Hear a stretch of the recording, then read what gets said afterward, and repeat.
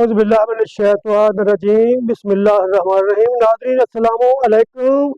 मैं पंजाबी नात गो शायर मोहम्मद जमील चिश्ती हज़रत अल्लामा साइम चिश्ती अलैहि रहमत दा शागिर्द तुहाडे नाल मुखातब हाँ।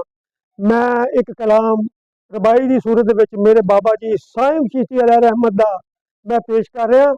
वो रबाई इस वास्ते जरूरत पेश आई है पेश करन दी क्योंकि कई फनकारा ने कई लोगों ने नात खाना ने कवाला ने पढ़ी है ते बड़े कसीदे खाना ने भी पढ़ी है, लेकिन वो मकता जड़ा वो मिस किया, मकता नहीं उन्होंने पेश किया।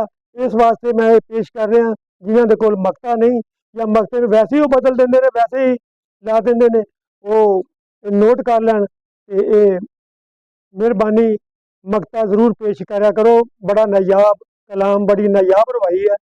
मैं अर्ज कर रहा अली अली मौला मौला अली मौला अली अली मौला मौला अली मौला गौस कुतुब सारे अली अली कर दे।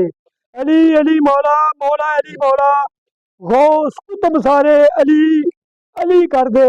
हुक्म अली दा चले आसमान उत्ते सूरज चंद तारे अली अली कर दे। गुंजे फुल पत्ते अली अली कर दे। सारे माँ पारे अली अली कर दे। गम खुशी अंदर बदल जान साइम जदों गमा मारे अली अली कर दे।